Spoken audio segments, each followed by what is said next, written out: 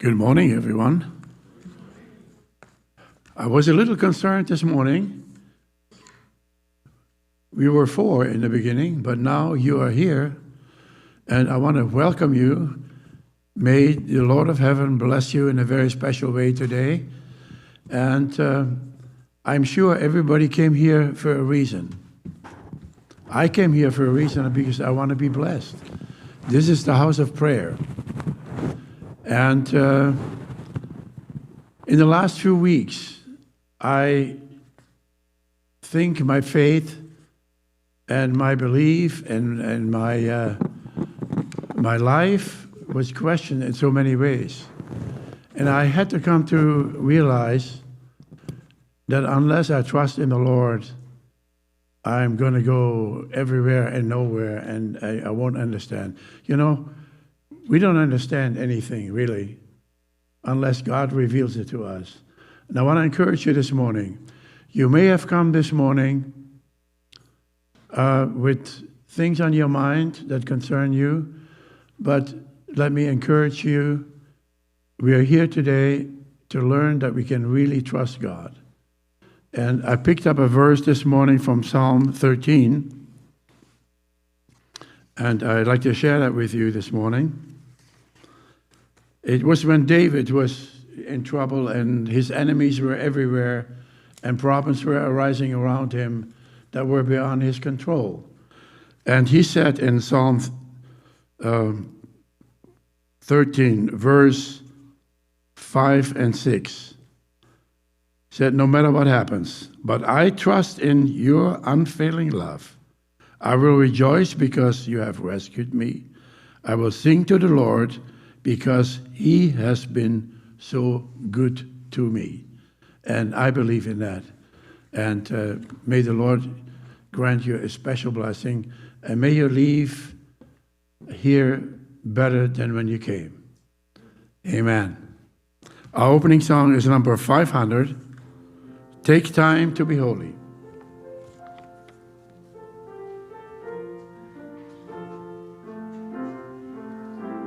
Will you please stand?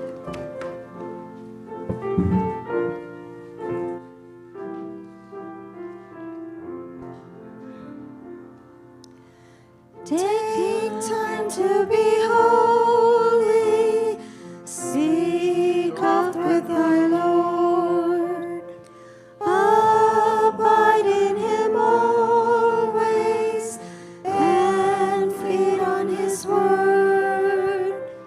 Make friends of God's children, help those who are weak. Forgetting is nothing, his blessings to seek. Take time to be holy, the world rushes on.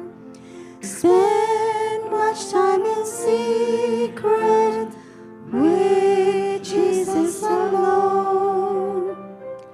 By looking to Jesus, like him thou shalt be.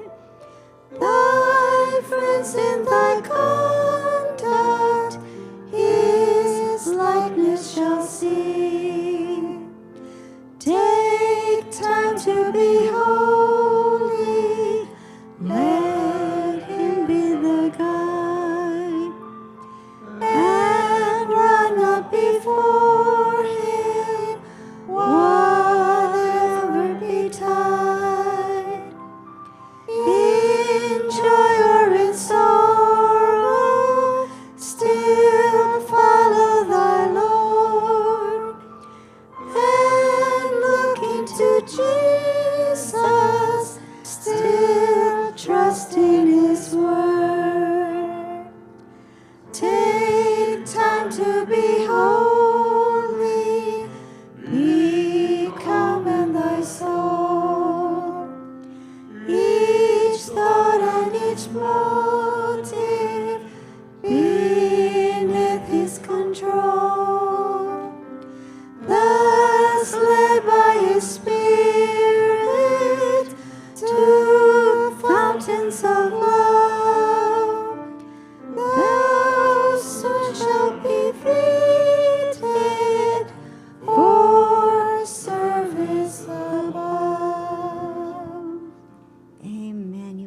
seated.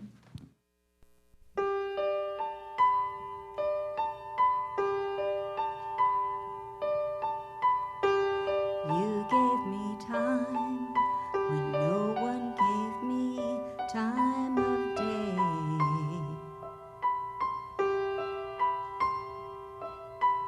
You looked deep inside while the rest of the world looked away.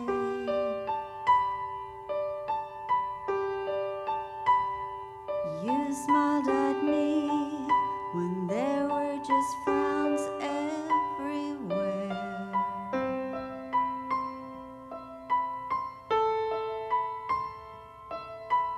You gave me love when nobody gave me a prayer.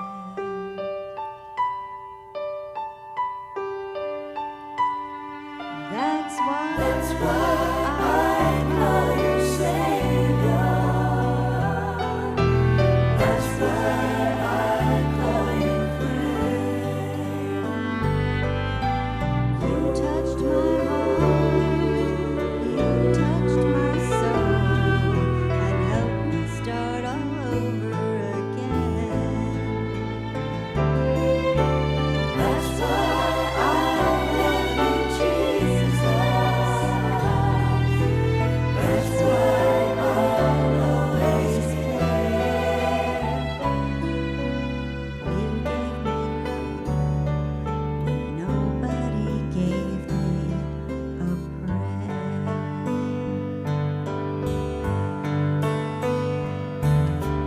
You gave me laughter after I cried all my tears.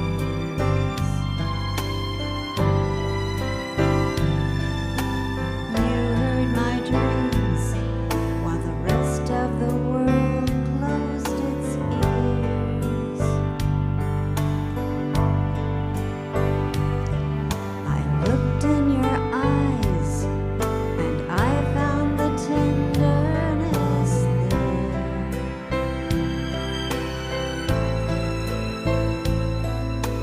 You gave me love when nobody gave me a prayer.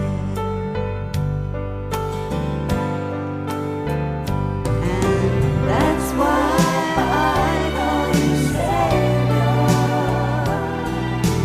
That's why I call you friend. You touched my heart, you touched my soul, and helped me start all over again.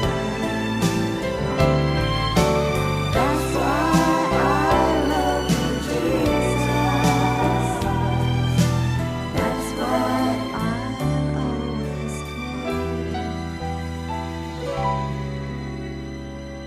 You gave me love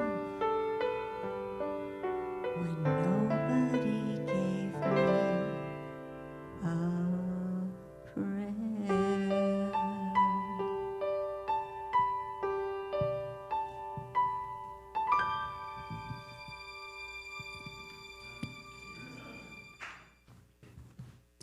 The reason I chose that verse was I want to ask that question to everybody because I think that as a church, we might be in the wrong place. If you remember that story from the book of Kings, Elijah had just fled from the face of Jezebel after he had had a pretty big victory against Ahab and Jezebel and all of the prophets that were false prophets, prophets of Baal. And he ran away into the wilderness. And he finds himself there in the cave asking for God to take away his life because he was so embarrassed for running away. Because it seemed like he was a coward. He wasn't able to face down Jezebel.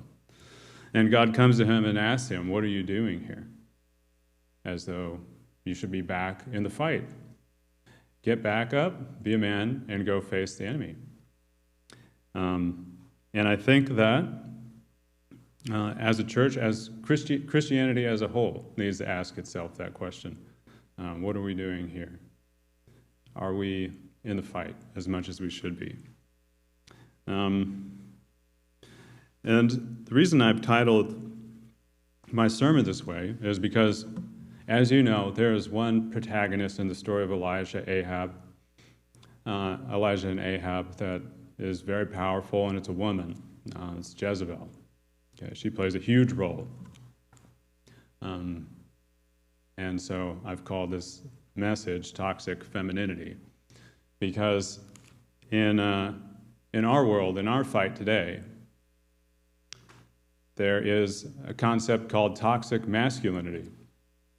And it is being preached very loudly from the secular churches of this world, universities, that men are bad, that men are the cause of all the problems in the world. And basically they scapegoat men.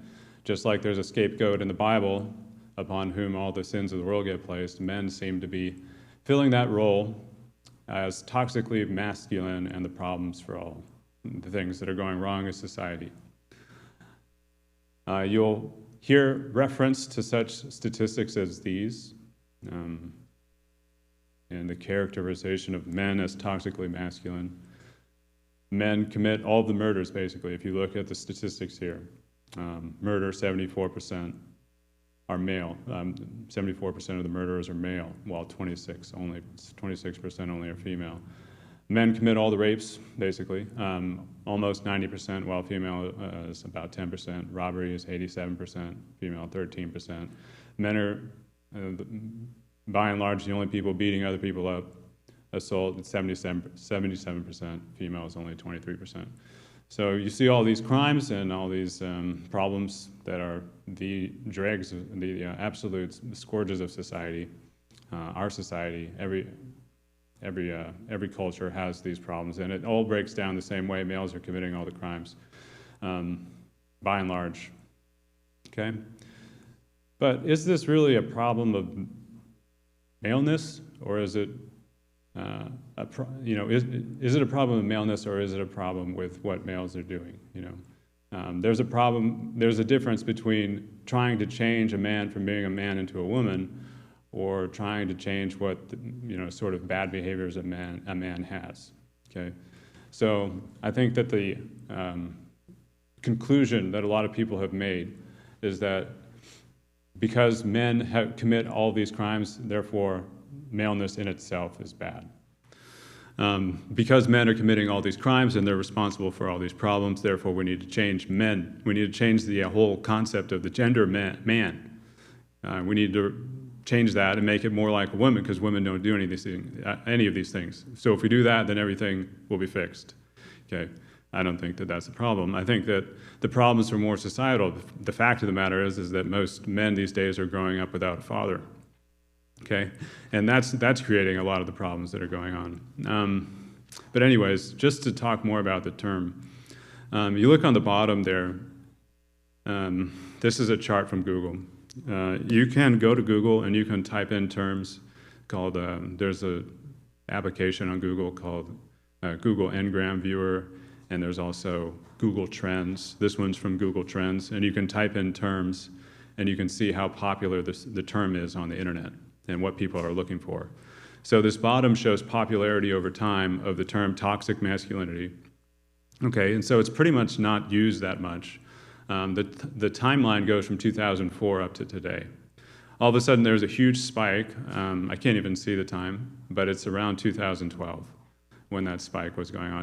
Actually it was January 6, 2019, I remember, sometime around January 6, 2019. A year before the infamous Jan 6, 2020 event. But what happened in January 6, 2019 was this really kind of infamous commercial that Gillette put out that was sort of, it was basically anti-man. And they went through, in the commercial, they went through all these different things that men typically do, like roughhouse in the playground, pursuing women, all these things, and they made men look bad in all those instances. And Gillette was the person that put out the commercial, was saying that as men we can do better in all these different areas, different things that men typically do. And then they called men, they kind of came up with the term toxic masculinity. But the term had been around for a long time as a kind of scholarly idea, been around for a long time. But Gillette really put it to the forefront with their commercial about toxic masculinity. From this paper that I was reading about the idea of toxic masculinity, it was called "What is Toxic Masculinity and Why Does It Matter?" It was by Carol Harrington. She says that the term took off as a part of what some scholars have called a new feminist movement intensifying after 2014. In 2014, there was a pretty famous artist named Beyonce, and she had a big performance, and behind her was a huge neon flashing sign with one word that said feminism on it. And after this, there was a lot of interest in the idea of toxic masculinity. Talk of toxic masculinity indicates a feminist anti-male bias, Carol Harrington says, and it does. If you ever look at the term, it's not trying to simply point out some of the shortcomings of men. It's really trying to say that maleness itself is bad, and basically putting men in a lower place than women. That's when you hear toxic masculinity, it's generally used by someone who means that or who wants to say that. It's not someone who's trying to point out the legitimate concerns with, lack of single-parent mothers trying to raise men, or some of the problems that come from bad leadership in the home. It's usually trying to put men down when you hear the term, and it's used constantly by feminists, new feminists, and it's generally a negative connotation. So that's what it means. Here's like a very, so these words, they sort of generate, they have their genesis in the institutions and universities where they start being defined philosophically, and they start generating other people that will support these ideas and other research papers. And from the universities, they make it out into mainstream culture, and you will eventually read about it in these kind of sort of very low intelligence blogs that you'll see, just browsing through things that sort of, they take like the major ideas from things, so they take more of the sentiment rather than the definitional terms of anything, and just put out the ideas or the sentiments that come from the idea of toxic masculinity, as opposed to like really being very exact with what the definitions are. And so eventually that makes it into these like blogs, and then that makes it into the arts, makes it into movies, makes it into the media, and that's why it matters. Because eventually it permeates through all society, and you start getting it from every angle. And I think that in society today, men do get it from every angle. If it's not the newest Barbie movie, that we're getting the same thing, the same sort of idea, then it's going to be on the news, where we're going to have a bunch of news segments about, how bad men are, or all these things, or how traditional women who want to pursue traditional gender roles are bad. And how many, news stories are there going to be about transgender things? Who really wants to hear about that?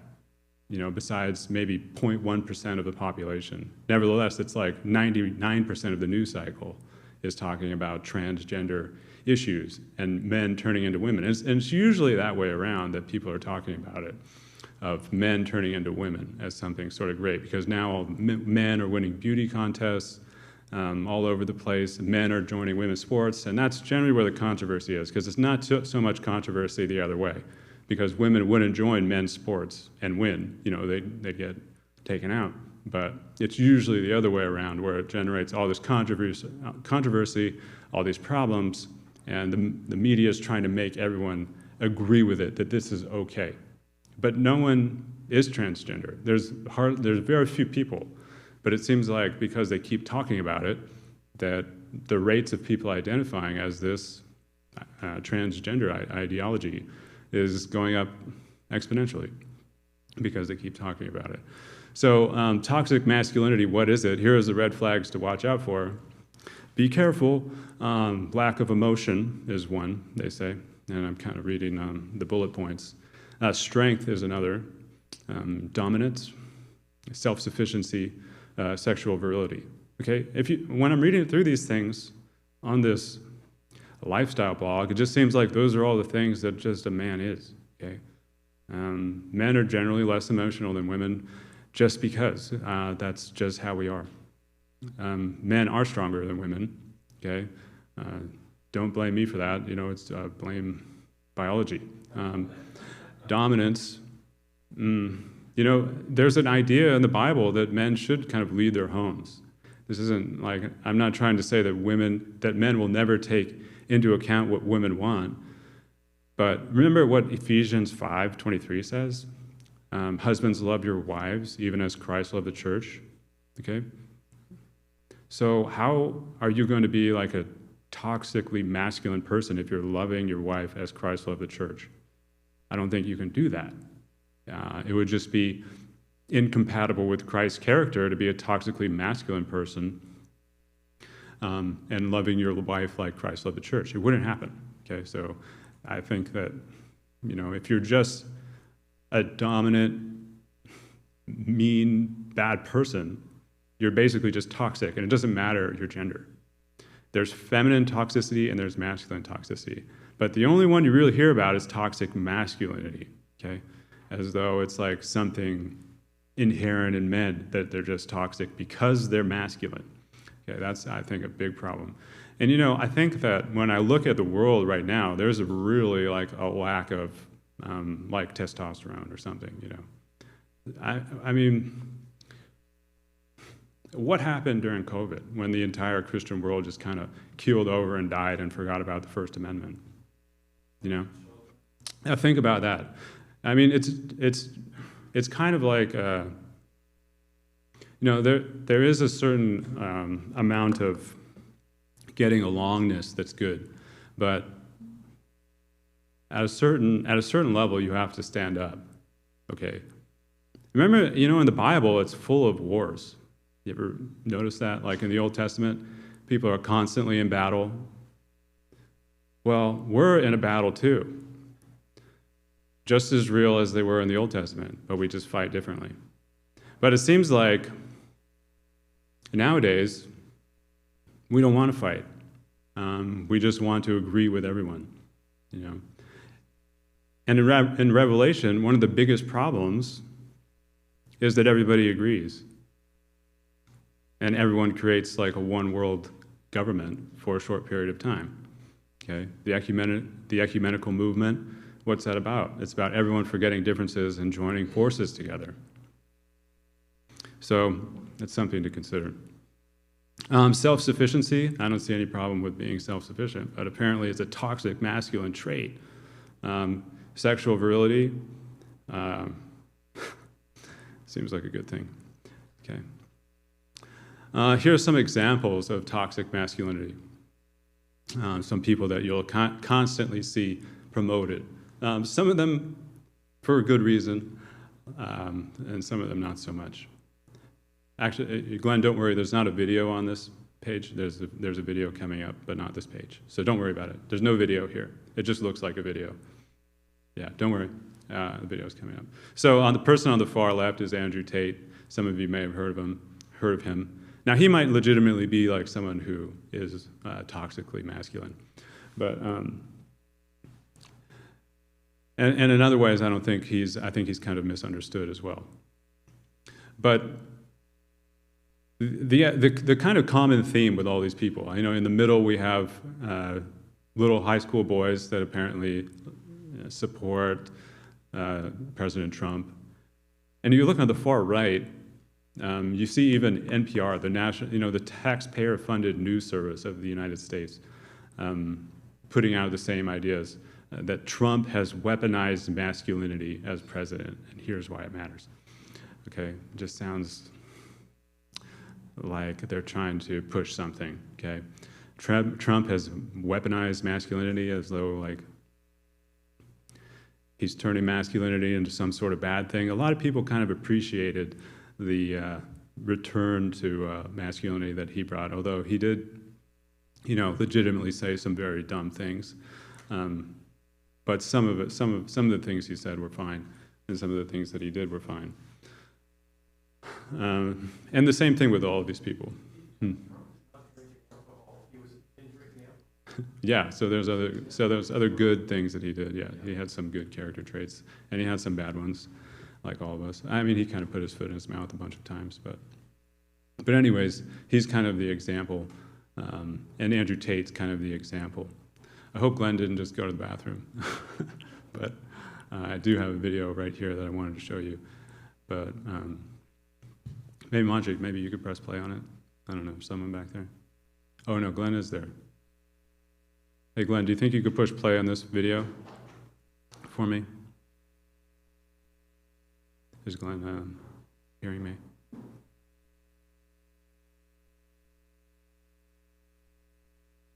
Thank you. So I want you to listen to what this person said. She's a pretty important person in government in New Zealand. Let rip on male violence. I am a prevention violence minister, and I know who causes violence in the world. It is white cis men. Yeah, that is white cis men. Okay, but so what is a woman? What is Cis male means a male who identifies as the same gender they were assigned at birth. Davidson criticised from all quarters. I don't. Okay, so if you didn't hear what she said, she says, I know who causes violence in the world, and it's white cis men. I remember a little while ago when I was still at UC Irvine, and I was filling out an application to continue living on campus, and they asked me what gender I was, and for the first time in my life, I didn't know how to answer that question, because I didn't see man, male, or female. I saw cisgender, non-binary, transgender. I didn't even know what cisgender was. Like, what is that? I had no idea how to answer it correctly. Are you a cisgender man? Are you a cisgender woman? I've never even heard of cisgender. What is that? And so I'm like, what? I don't even know what to say. Like, I didn't know the answer to the what gender are you question. So I guess I'm a cisgender man, although I think I just kind of reject that term at whole. I'm a man, okay? And I'm not cisgender man or whatever it is.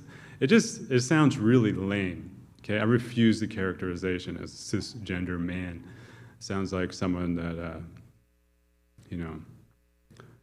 sounds like, it just sounds bad. It's just something kind of academic. It's something pejorative, okay? Because look at what she's saying. I know who causes violence. It's cisgender white men. And if there's one race that's kind of under attack more than others right now, it's white men as well. They're blamed for almost everything, all kinds of slavery, even if they didn't have anything to do with slavery. And just their maleness is under attack.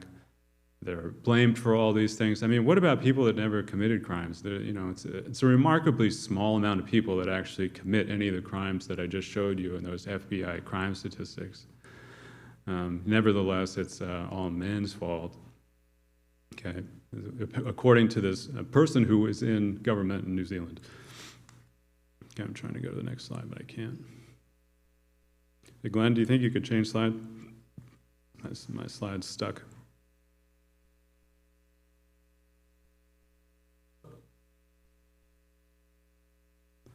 Okay.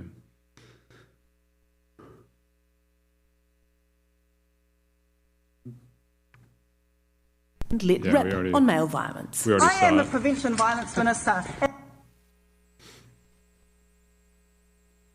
just trying to get to the next slide. Thank you. Another idea that's constantly thrown out there is the patriarchy. You might hear this used all the time.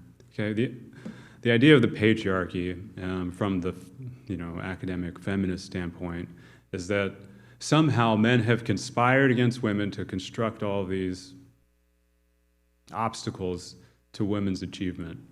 And it's almost like there's some sort of secret group, like the Bilderbergers or something, of men who control everything in society so that women can't achieve as much as men. okay? So they can't achieve as much in the workplace and all these things. They can't advance as much, all this stuff. Mary Harrington is someone that I've been reading on Substack, and I'd recommend. She has some good things out there. She says that what is patriarchy? The case against this mysterious and all-pervasive ill is well-trodden. Incentivizing violence, hoarding resources, cramping women's potential, fomenting generational injustice, militarism, compulsory heterosexuality, and so on. It's often referred to as a kind of self-evident, eternal male conspiracy to subordinate women and sometimes extend to include everyone who reads or wishes to be read as feminine. Okay, so that's what the idea of the patriarchy is. I think you can just leave it like that, Glenn. It's okay. I'll just deal with it not full screen. So that's the idea of the patriarchy. That's another idea that's constantly thrown out there, that I guess men have conspired to keep women down. And these ideas start making policy changes in governments, okay? So here's someone from Sweden, the very progressive country of Sweden. She's saying that we assume that all men are rapists, okay? Making these claims. We women adapt our lives and our behavior to men's potential threats of violence. Because we cannot see whether you are a rapist or not, we assume that all men are rapists. That is the brutal truth. That is how a structural problem looks. That is why men must take their collective responsibility, all men, okay? So that's not a good way to look at like half of your constituency as a government leader as all rapists. Glenn, I think that I need to be able to click. Thanks. Some other examples, the United Nations getting on board, and they're also saying the same things as other people are about toxic masculinity and patriarchy and all these things. This tweet from the United Nations says that, this was kind of amazing to me, the COVID-19 pandemic is demonstrating what we all know. Millennia of patriarchy have resulted in a male-dominated world with a male-dominated culture, which damages everyone. Women, men, girls, and boys. Okay, thanks, UN, for saying that about men. Why do we have this place in New York? Like, why don't we just bomb it off the face of the earth? Is there any point to the United Nations? I mean, let's talk about you, UN, contributing to genocide all over the world. Thanks. So I think that you're the one demonstrating your big failures in preventing genocides, which you were specifically made to, stop, but you haven't. Okay, and fomenting communism throughout the world. Thanks for that as well, United Nations. Yeah, we could do without this organization easily. I don't know why we're giving it the time of day in the United States. Should be taken out. Another example is news agencies taking aim at women who want to be traditionally, fill traditional gender roles, like being a housewife or something like this. The London Times says embracing traditional gender roles is a form of ISIS-style extremism, okay? So here's a quote from that article. A growing online community of women are rejecting feminism in favor of submission to men. The techniques used to radicalize them are similar to those used to groom ISIS brides, okay? So if you want to be at home and raise kids, this is something like ISIS would do, okay? It's absolutely crazy. And this is like mainstream news hitting all of, like England, people in England apparently are reading this, but probably no one's reading this anymore, but at least that some elites still think like this. So overall, like when I read through these ideas of toxic masculinity, the solution always seems to be to erase what maleness is, okay? So essentially, they want to turn men into women. There's an interesting phenomenon also happening with just measured testosterone, which is quite noticeably dropping throughout the years. If you look at measurements taken, I'm trying to read there. Yeah, it's just dropping for some reason. And the last measurement taken in 2002 to 2005 of men shows almost about half of that median bioavailable testosterone in men in 2005. So what does this have to do with? You know, could be a lot of things, environmental, all kinds of different things. But there is definitely a concerted effort both to philosophically disagree with what is biologically male, and also there is also environmental factors seeming to change men into less potent males as well. Along with decline in testosterone goes and changing lifestyles and all kinds of other things, and women not wanting to be ISIS brides and be, you know, traditionally feminine, is declining global fertility rates. The United States is doing, you know, pretty bad in terms of global fertility rates. They're down towards the bottom. They're the green line toward the bottom. And it's really only the countries that are sort of considered third world that are still having like a normal amount of reproductive activity going on. So whatever we're doing, it's not working because in a couple generations, we're not going to exist. No, these other nations are going to be the only ones. And pretty soon, the whole world probably will be, you know, ISIS brides, because the only people that are actually reproducing is like ISIS fundamentalists. So you can forget about Christianity. We're just going to be outnumbered. And of course, if we're not going to fight and we have no testosterone, well, then forget it. It's over. So that's the story, basically. We're going to be done. But okay, let's also play this video, Glenn, if you can, and click on it. This is kind of a funny clip that I found about feminism.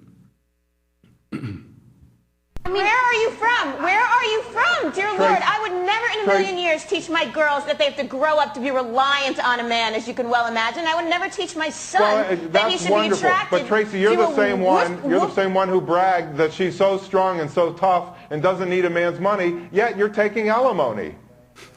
I have 3 children. Okay, Mark. You know what? So, but you don't need a man's money. All right, but that's it.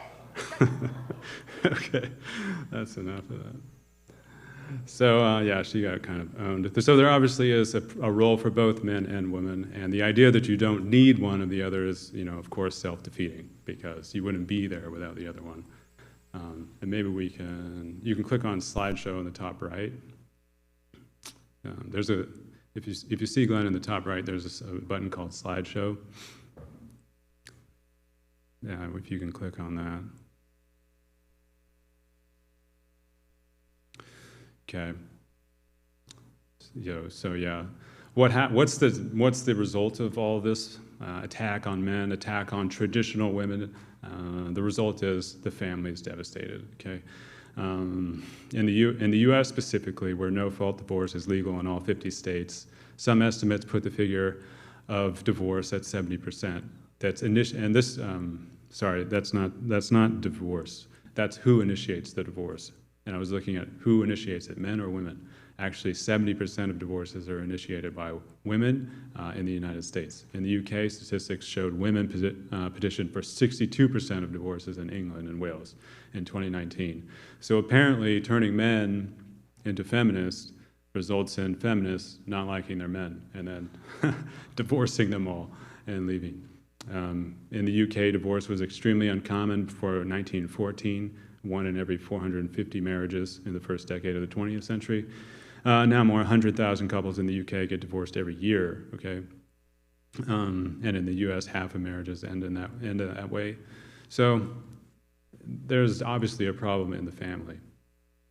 Okay, so here's a little bit of a review here about what I just covered. Then my goal was to look at a biblical example of this and analyze how Jezebel was toxically feminine. So toxic masculinity is the idea that maleness is wrong. Basically, men need to be feminized in order to be civilized. So what happens is the education is changed, policies are changed. Movies, books, and media all team up on men to wage a war on mankind, specifically the male kind. And sometimes the church takes a role in this as well. So when men become feminized, the family life suffers, obviously. This could explain, in part, the rising divorce rates. There's obviously other factors, but this is, I think, one of them. When feminine men get married, they become unattractive to their wives. Okay, here's a funny article I found. Why women, including feminists, are still attracted to benevolently sexist men. Okay, so benevolently sexist are men who would like pay for their date or open the door for a woman or something like this. They're still labeling them in this sort of half pejorative way, calling them sexist, but benevolently sexist, I guess it's like a sort of sexism that's okay or something. So anyways, not surprisingly, even feminists who are married to benevolently sexist men, or in other words, good men, they still like these men, even though they philosophically disagree with the idea of man, basically, of maleness, or yeah, of male headship. So I wanted to go back and give you a biblical example of this. And why I want to do this is because I think that Revelation might have been hinting at the tremendous amount of pressure that's put on this gender ideology in our time. And the reason I think that, I mean, of course, if it was like blatant, you guys would already know about it. And you would know that there's, you know, some sort of gender prophecy in Revelation. But I've never seen one explicitly there. But these are a couple of the things that I put together that make me think that there is subtle hints at it in Revelation. If you turn to Revelation 17, well, you don't even need to turn to Revelation 17. You could just write down and go back later. You know what's in Revelation 17. There's a woman riding a beast, okay? And that woman is representative of the leader of all of the false churches, okay? The beast, you know, is kind of representative of the worldly power. She's a woman because a woman in Bible prophecy means a woman church, okay? So a woman in Bible prophecy means a church. She's a leader of the false churches. How is she arrayed? She's arrayed kind of like, you know, you see in Catholic style, purple, gold. Very sumptuous display. She's obviously a very powerful woman because it says that all the kings of the earth have committed fornication with her. Okay, so that's also something that's characteristically toxically feminine. Okay, when you turn toxic as a feminine, that is something that happens. And the inhabitants of the earth have been made drunk with wine and the wrath of her fornication. Okay, so there's also something sensual about her. She's like using her feminine looks, her femininity to basically deceive. So deceit is another part of this end-time woman.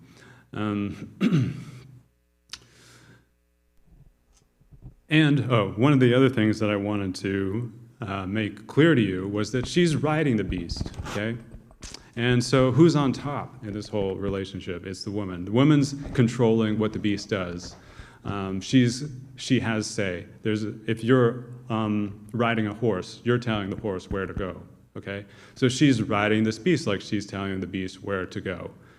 And she's calling the shots at the end of the time. And it's a woman riding a man, okay? It's the opposite way that it probably should be.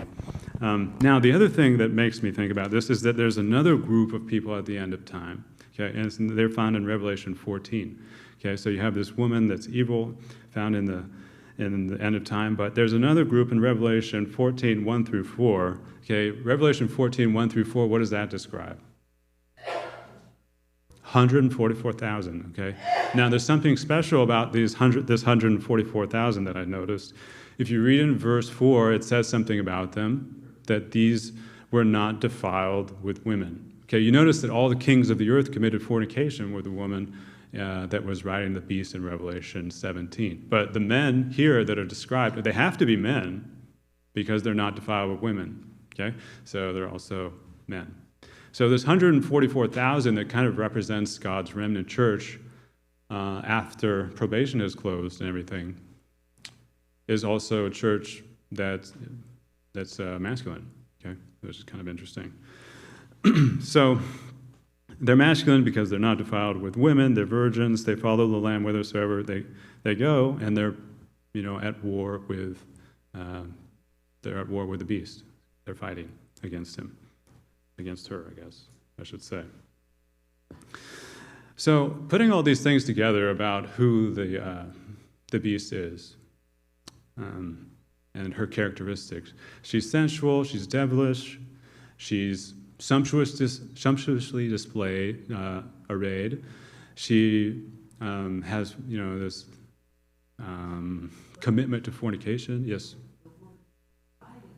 Yes, in Revelation 17. Mm-hmm. Right. I meant to say that the woman who's riding the beast. Mm-hmm. So the woman who's riding the beast and the woman are different things. But yeah, it says that. But she also is prone to violence as well, we read. So all those things, it makes you think of one person from the Bible in history, and that person is Jezebel, because she has all those things going for her at the same time. Okay, she's got the violence, she's got the crazy, controlling behavior, she's a princess, all of those things are going. And she's also mentioned in Revelation. Okay, go back to Revelation 2, she's mentioned in verse chapter 2, verse 20, and it says about her, Jezebel, about one of the churches of the seven in Thyatira. It says that she's there in Thyatira. It says, I have a few things against thee, Thyatira, because thou sufferest that woman Jezebel, which calleth herself a prophetess, to teach and seduce my servants, to commit fornication, and to eat things sacrificed unto idols. Okay, so those are the things that Jezebel did. She was teaching them to do these wicked things. And she's also mentioned in Revelation, and she seems very much like the woman in Revelation chapter 17. So I wanted to analyze her from the Old Testament and take a look at the way she was like and how she epitomized toxic femininity.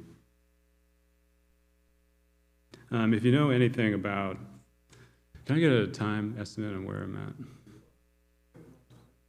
I've been 25 minutes about? Okay, but can I just hear like where I've been going for 20 minutes? Or how long?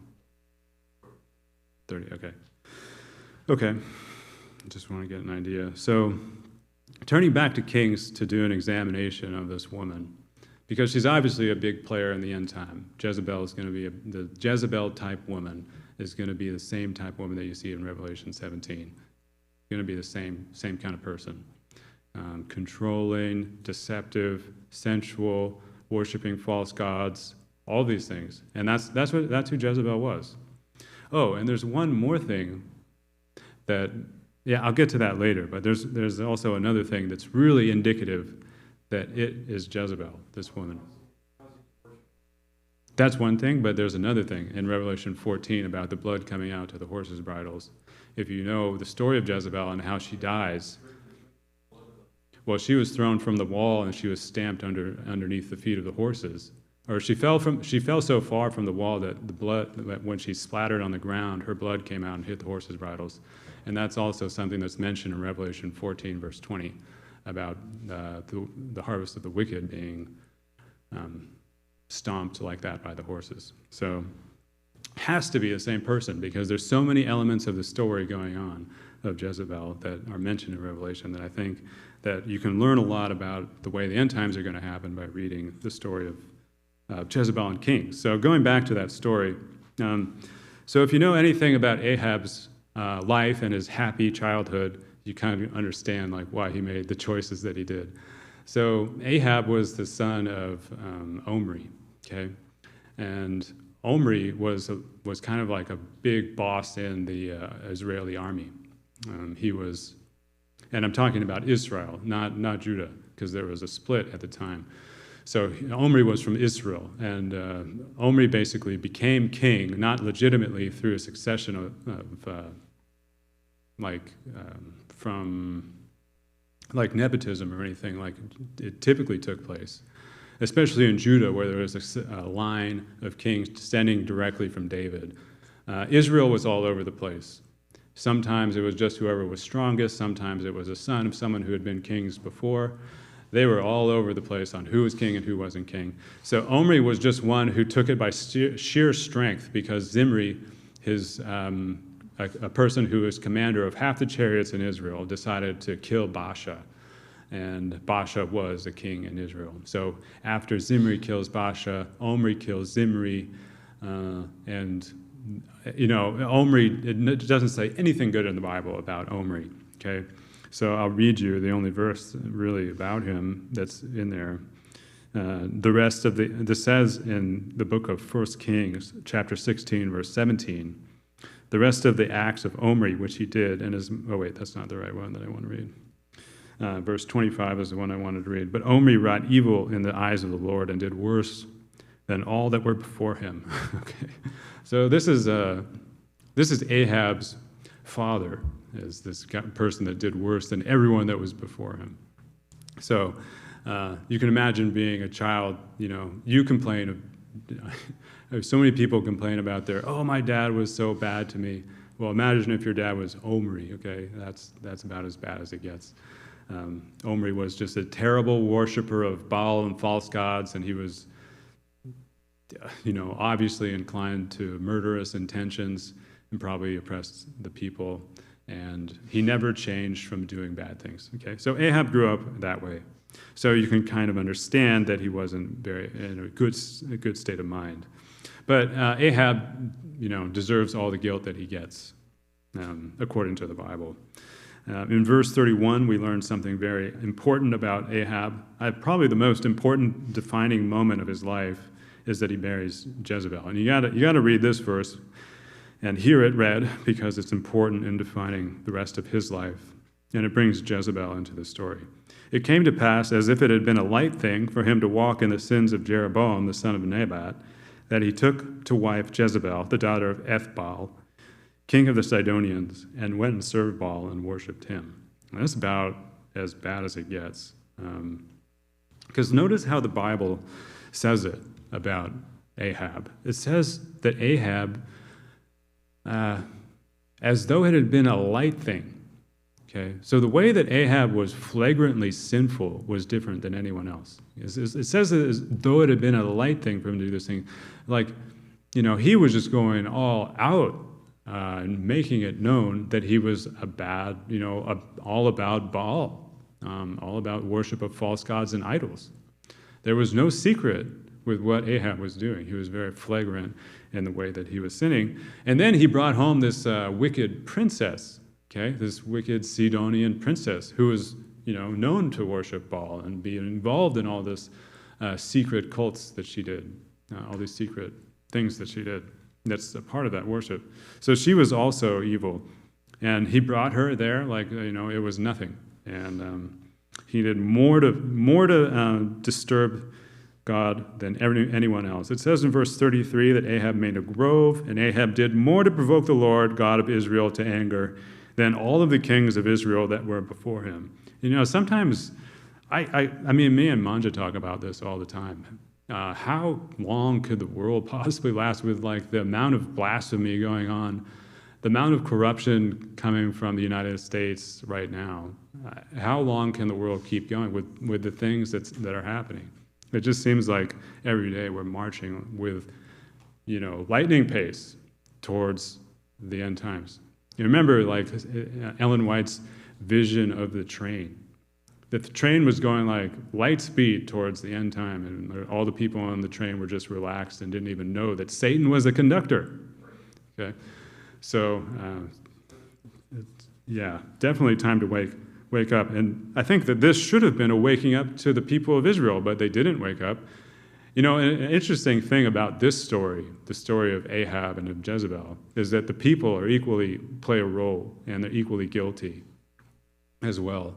When you see them all on the mountain with the false prophets there dancing around, hey, Baal, hear us?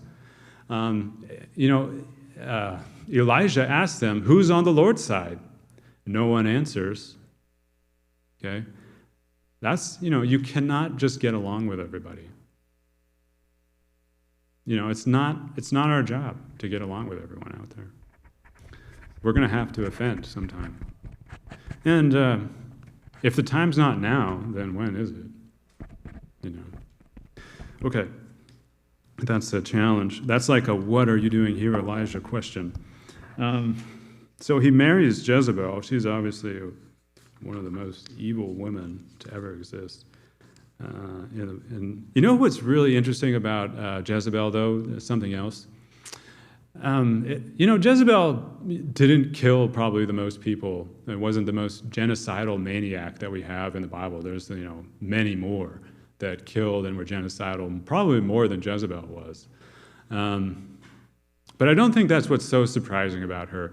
I think what's so surprising about her is that, number one, she was the first. She was the first example of a genocidal female maniac that you have in the Bible. Can you think of another person another woman that killed someone in the Bible before Jezebel? I'm talking about kill. Because you go back through time, there was a couple women that killed, but they were not murdering, okay? They weren't genocidal maniacs. There was Jael, the wife of Heber, who killed Sisera in the book of Judges. There may have been a couple of others, I don't know. I mean, you go back in time from 1 Kings, you go back to 2 Samuel, did any women kill in 2 Samuel? No. 1 Samuel? No. Ruth, Judges, if you want to find some weird stories, look in Judges, but that's where you find Jael. And I can't think of any other woman that killed in any other book. The books of Moses, no women killed there. Genesis, can't think of any. So Jezebel is like the first example of a tyrannical, genocidal maniac that's also a woman. And I think something that is so surprising about that is that women are supposed to be ones that are nurturing and taking care and raising, and they're supposed to be more gentle. We think of them that way. And here we have a woman. When a woman goes bad, it really just seems like it's really bad. Men going bad, women going bad, it's about the same. I don't see one worse than the other. But it's a little bit more surprising when it's a woman, I think. And I think that this really stands out as the first example. And unfortunately, it's probably the first example of many, because after this, there's more wicked princesses that do evil things in the book of Kings, like Athaliah, who is an Ammonitess woman. And there's probably others. Maybe some of Solomon's wives were bad, but it doesn't really say that they were murderers. But Athaliah definitely was a murderer. But Jezebel is one of the first ones that's actively like a murdering, genocidal, crazy person. Okay? So that's something that comes out pretty early in the story of Jezebel. I'm going to switch slides here so you kind of have an idea of the timeline. I did this timeline so you have an idea of where we are in the story and everything that happens, because this is a broad look at the life of Jezebel and Ahab and Elijah. It's not going to zero in on one particular story. But this is so you have an idea of everything that happened in their life. Zimri kills Baasha. We went over that. Zimri and Omri have a civil war. Omri eventually dies in Ahab and his sons reign. Then Ahab marries Jezebel. We've covered that. Then the next thing that happened is that there's no rain or dew for 3.5 years. But during this famine, Jezebel goes on a rampage, and this is where we find out just how crazy she is. In chapter 18, it describes all the murders that Jezebel had done, because the prophets of the Lord had to hide in caves, and it was Obadiah that hid the prophets in caves. And he might have been the one that wrote the book of Obadiah, although I'm not sure about that. Obadiah, okay, I'm not going to go there, but anyways, it might have been the same Obadiah. After the 3.5 years of famine, there was a war with Ben-Hadad, and then you have the Naboth's vineyard incident, okay? So, I want to go into that incident a little bit, because you find out a lot about both people, Ahab and Jezebel, from reading that story, okay? So going over there to chapter 21 in 1 Kings, you'll find the story of Naboth's vineyard. Now, this story is really sad. It's sad because there's so many people who were so pathetic. And I think that's the problem with the world and with the whole idea of, the toxic femininity, toxic masculinity idea. Because if you have a world where no one's willing to stand up, then you're going to have more and more incidences like this, where people are going to get murdered and killed. Everyone getting along and agreeing with everything that everybody says is not going to lead to peace, okay? People have to say no sometimes. Because everybody agreeing and getting along and just doing what you're told is how you get people killed, okay? And that's what happens in the story of Naboth. So let me tell you why I think that. In the story of Naboth's vineyard, Ahab wanted Naboth's vineyard, okay? And you don't give your land away in Israel, okay? Because that's like your inheritance. God said, don't ever give it away. The only time you can pass it on to somebody else is if you're super in trouble financially. You need to sell it to another Israelite who will eventually be able to give it back to you. But you don't give away your land. That's your inheritance. Basically, it's signifying your inheritance in the heavenly kingdom, okay? The inheritance of the land of Canaan was like the promised land, which in the Israelite mind would have been the same thing to us as being in heaven. Okay, so selling your land is like a sign that you're not going to go. Okay, so he didn't want to sell it. Of course, he didn't want to sell it. But Ahab's saying to him, give me a piece of your inheritance, your vineyard, okay? And there's something very biblically special about the vineyard. In Isaiah chapter 5, vineyards likened unto the people of God, right? And God's keeping the vineyard good. But he wonders why there's wild grapes in there. In John chapter 15, God the Father is the keeper of the vine, right? And we need to abide in Christ so that we will grow fruits, okay? So anyways, the vineyard is very special, both spiritually and physically back in Israel is very important. And Naboth just didn't want to sell it. I think he didn't want to sell it because it was, probably a bad deal. Probably Ahab wasn't giving enough money for what it was worth. And spiritually, it would have been stupid for him to do that. It would have been like denying his faith. It was not a good idea. So he doesn't want to sell it, but this makes Ahab just completely catatonic for some reason. And if you know anything about infants, he kind of behaves like one. He throws a fit, sort of, and he goes into this catatonic crybaby state. And when he goes back home, he won't even eat. He's so sad about not being able to get that vineyard. I don't know what was so special about Naboth's vineyard. Were his grapes so much better than everybody's? I don't know why he wanted this vineyard so much, but it doesn't really matter. He really wanted the vineyard, and he's just throwing a fit about it that he can't have it, okay? So he should have not even asked for it. It was a bad ask, okay? But you find Jezebel, his wife, coming to him and saying, why is thy spirit so sad that thou eatest no bread? Okay, I'm reading from verse 5 in chapter 21 of 1 Kings. Ahab says to her, because I spake unto Naboth the Jezreelite, and said unto him, give me thy vineyard for money, or else, if it please thee, I will give thee another vineyard for it. And he answered, I will not give thee my vineyard. Okay, now here's the important verse, because this reveals the mindset of Jezebel and modern-day Jezebels. Jezebel, his wife, said unto him, dost thou now govern the kingdom of Israel? Arise and eat bread, and let thine heart be merry. I will give thee the vineyard of Naboth the Jezreelite. Okay? So there's something about this verse that really speaks to Jezebel's character, probably more than a lot of the other ones, because it's her own words. And she's saying something about her view of governance, and it's something that, I just find too common in today's world of leaders. They feel that they are owed this land because of their position in life. They feel that they're like some sort of anointed class that's over us and can take whatever they want from us, okay? And because they know better, they can just take it. And that's what she's saying to Ahab. She's saying, don't you realize who you are? You're something special. You're something better than everybody else, so you can just take this land from this guy? Don't you realize who you are? Because those are the thoughts that she has about herself. Okay? And if you know anything about maybe psychology, or if you've heard some of these words before, she's like the prototypical alpha narcissist, okay? That's the way that a narcissist thinks. They think that they're so special, they deserve all this stuff, they're anointed over everybody else, they're some sort of Messiah and Savior to the world, so that they can just take things from other people. Now, there's one group of people that are really good at doing that in the world, and that's called the government. Okay, the government does that all the time.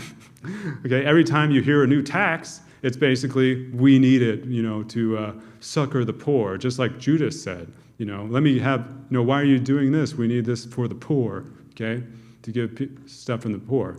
The real reason they want it is so that they can take out of the money purse. Okay. If they control all the money, they take a little bit off the top for themselves. They throw a little bit to the poor, throw them a couple of, rehab facilities. They give them some free drugs, do all kinds of things like that, maybe some more transgender surgeries for people in the military, all these such kind things that they're doing for us. And then they just take off for themselves, give themselves the good six-figure salaries. You know the richest community, the richest county in the United States, you know where it is? It's in Loudoun County, Virginia, right next to Washington, D.C., okay? Because that's where all the people get all the real money in the world, is over there. It's kind of funny. So if you want to make money, go into government, because that's a good way to make it. I mean, how much money is Joe Biden making from, pilfering off, selling United States secrets to other countries, So it's a great way to get rich. And she's doing the same thing. She's taking her position, abusing it, and stealing this land, okay? She's stealing this land from this guy, and she's going to do it in a way so that nobody knows. She's going to do a conspiracy, okay? There really is a deep state, okay? There really is something going on behind the scenes that we don't know. We really are being lied to. No one's telling you the truth.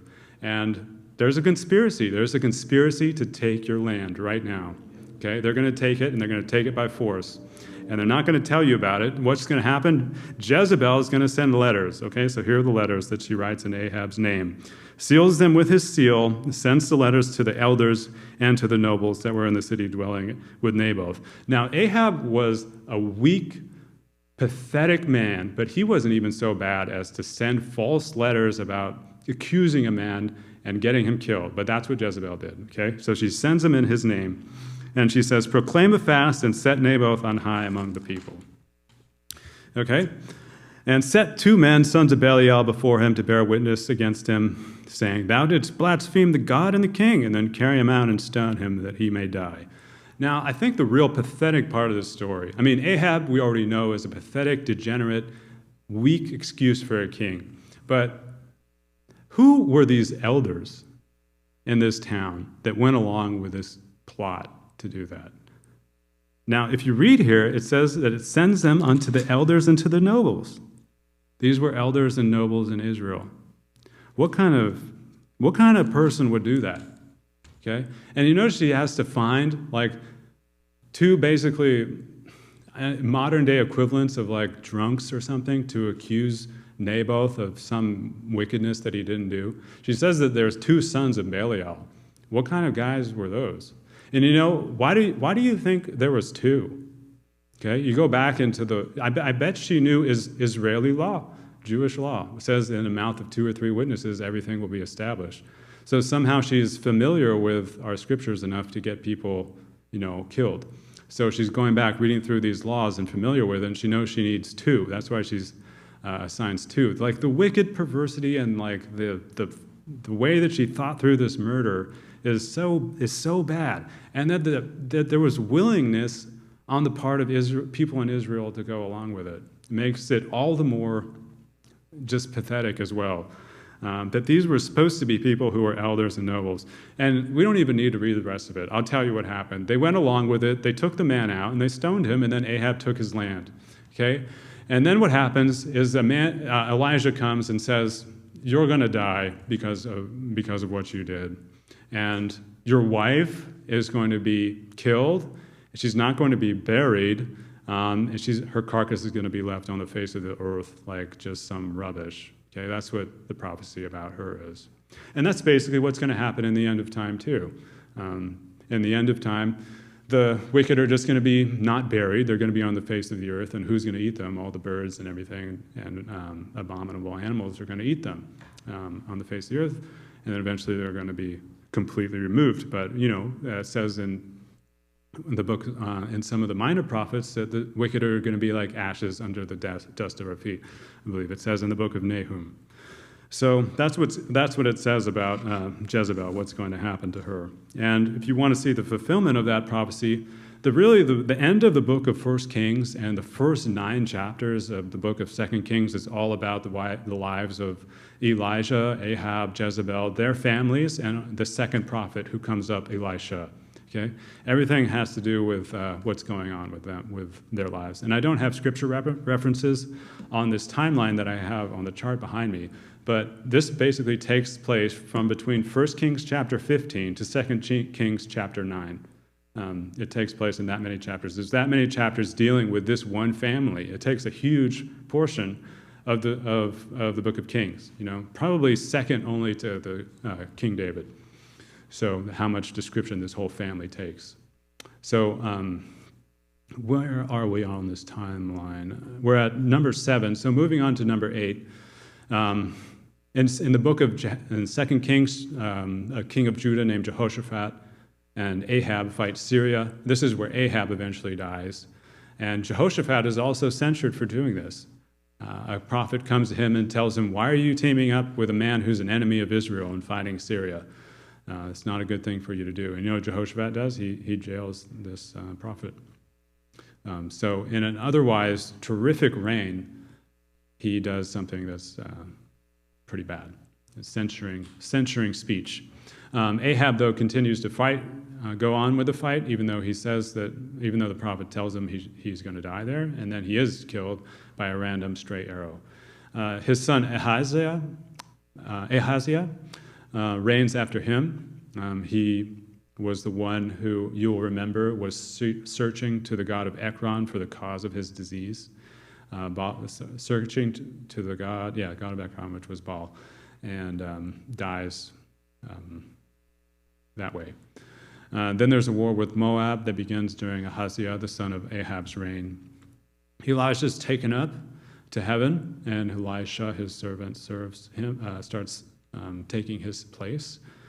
Joram and Ahaziah, a different Ahaziah, fight Syria, and then in the ending, Jehu kills what's left of Ahab's family, and that's where it all ends. Now, going over, I want to read that verse because it's kind of interesting, and it gives us the last kind of insight into Jezebel's character that we have in the Bible. So going over to 2 Kings chapter 9.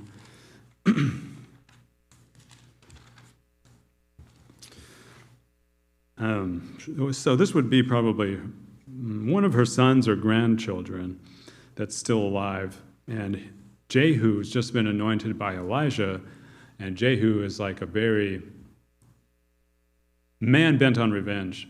And if you know anything about Jehu was around when Ahab and the whole Nabal's vineyard incident took place. And he was there watching the whole thing happen, and he wasn't happy about it. He remembered what happened, and he was very, very basically he really wanted to get vengeance on Ahab's family. Jehu himself says that about Jezebel.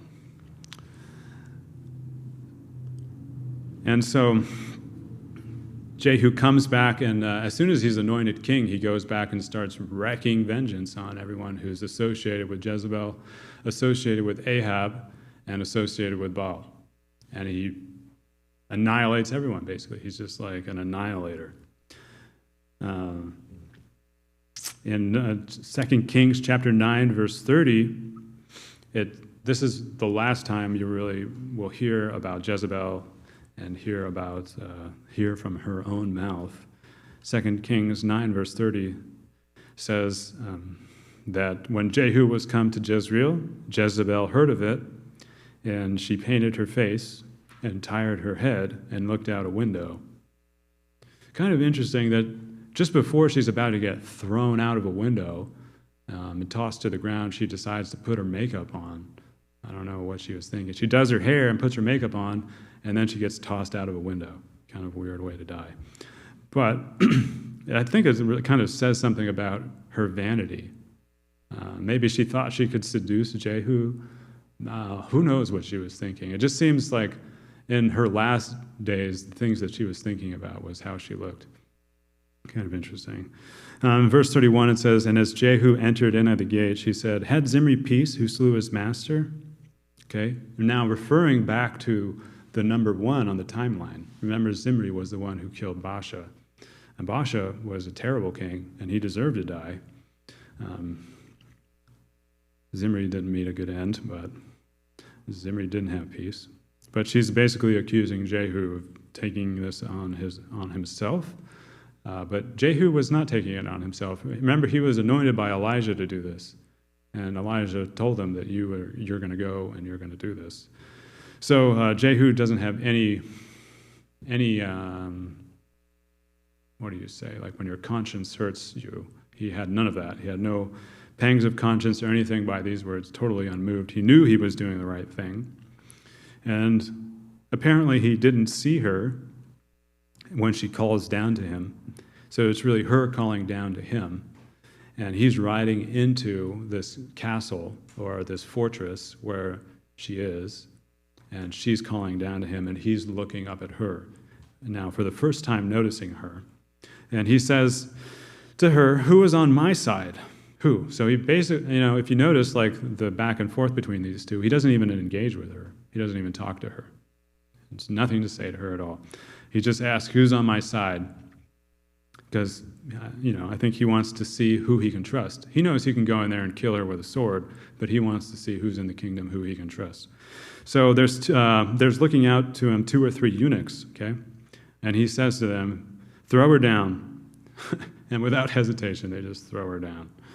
And some of the blood was sprinkled on the wall and on the horses, and he trode her underfoot. Now, I want you to notice something. If you flip over in your Bibles to Revelation chapter 14, this is the other connection that I make with the story. The story of Elijah comes up many times in Revelation. Have you noticed, like, different incidents? For instance, in chapter 13, calling fire down from heaven, only Elijah called fire down from heaven. That was the only time that happened. And now this story with Jezebel getting thrown out of a window and blood coming out on the horses' bridles and being trampled underfoot. Look at Revelation chapter 14, verse 20. "And the winepress was trodden without the city, and blood came out of the winepress, even unto the horses' bridles, by the space of 1,600 furlongs." Obviously making connection back to this story in the Old Testament. So there's so many things from the story of Elijah. The 3.5 years. Remember, there was 3.5 years of famine in 1 Kings chapter 18. There's 3.5 years of famine. Then there's 3.5 years of, like, basically the famine of the Word of God in the 1,260 years, basically, where the woman was in the wilderness. And the same thing, who was in the wilderness during those 3.5 years? It was Elijah. He was in the wilderness. And then eventually the brook ran out, okay? There was no more water, and then he came back and proclaimed that there was going to be rain. And then the latter rain happened, okay? The latter rain happened both back then, and it happened in the time around the 1800s. But anyway, getting back to the story, they throw her down, and she's just left out there. Some dogs come and eat her, and then all that's left is her skull and her hands, and that's the only thing left. Question?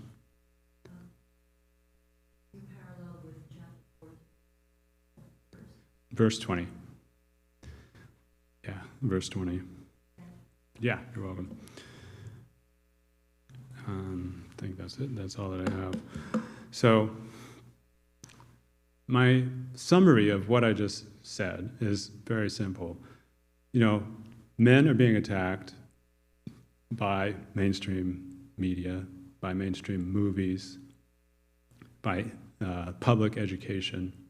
And it's good to keep in mind who is talking. Okay, the wrong people are talking, and it's not the right message. There's toxicity of maleness, of course. Men can be bad, but it's really a human problem. There can be toxicity of femaleness too. And in the end of the time, it seems like there's a lot of toxic femininity. Now, I'm not talking about necessarily the church, since usually the church is the one supporting traditional values both for male and female. I'm talking about more what the world says, but these things from the outside come in eventually. And so when God said to Elijah, "What are you doing here?" That's what I'm saying to Christianity, to Adventists. I think there's a lot of people that are going to be on our side in the end that just don't know it yet because they don't like this. They don't like these kind of ideas. But, our only issue can't be the Sabbath. There's a lot of other issues that are important too, that other people care about, that could be on our side. And I don't think that we should try and stay in the trenches until one day they're shooting at the Sabbath. I think that we should come out of our foxholes and start shooting back. We're in a war, and we need to fight. Okay, so what are you doing here, Elijah?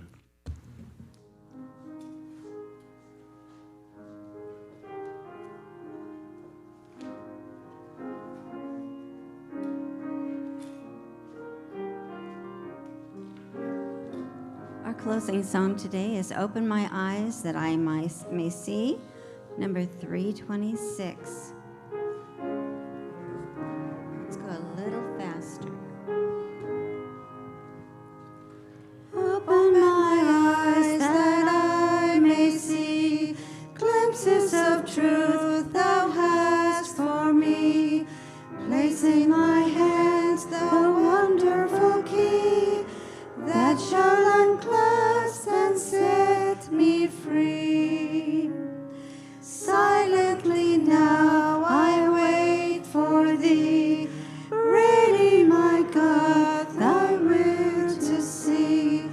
Open my eyes, illumine me, Spirit divine.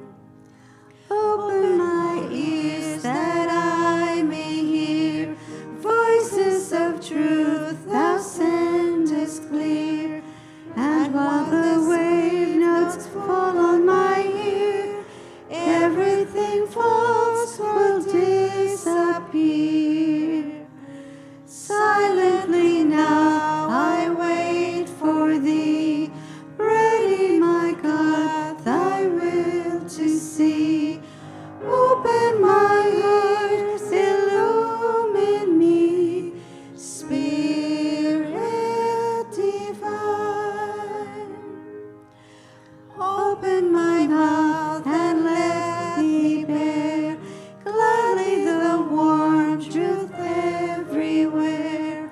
Open my heart and let me prepare love with thy children thus to share. Silently now I wait for thee, ready, my God, thy will to see. Open my heart, illumine me, Spirit divine.